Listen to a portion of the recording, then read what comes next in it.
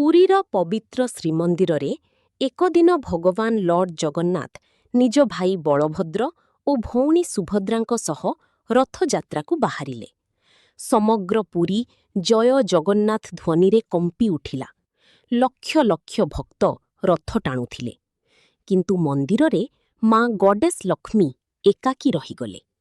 ଦିନ କଟିଗଲା, କିନ୍ତୁ ଜଗନ୍ନାଥ ଫେରିଲେ ନାହିଁ। ମା ଲକ୍ଷ୍ମୀଙ୍କ ମନରେ ଅଭିମାନ ଆସିଗଲା। ସେ କହିଲେ, ମୋତେ ଛାଡ଼ି ଘୂରିବାକୁ ଯାଇଛନ୍ତି।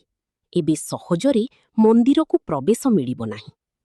କିଛିଦିନ ପରେ ବାହୁଡ଼ା ଯାତ୍ରାରେ ଜଗନ୍ନାଥ ଫେରିଲେ, କିନ୍ତୁ ମନ୍ଦିର ଦ୍ୱାର ବନ୍ଦ ଥିଲା। ସେତେବେଳେ ଜଗନ୍ନାଥ ମହାପ୍ରଭୁ ହସି କହିଲେ, ମା, ତୁମ ପାଇଁ ମୁଁ ଏକ ମିଠା ଉପହାର ଆଣିଛି।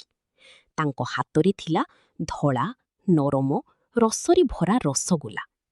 ମା ଲକ୍ଷ୍ମୀ ରସଗୋଲା ଖାଇବା ପରେ ତାଙ୍କ ରାଗ ଧୀରେ ଧୀରେ ଗଳିଗଲା ଏବଂ ତାଙ୍କ ମୁହଁରେ ହସ ଫେରିଆସିଲା। ସେହିଦିନରୁ ପୁରୀରେ ନୀଳାଦ୍ରି ବିଜେ ପରମ୍ପରାରେ ଜଗନ୍ନାଥ ମହାପ୍ରଭୁ ମା ଲକ୍ଷ୍ମୀଙ୍କୁ ରସଗୋଲା ଭୋଗ ଦେଇ ମନାନ୍ତି। ଜୟ ଜଗନ୍ନାଥ।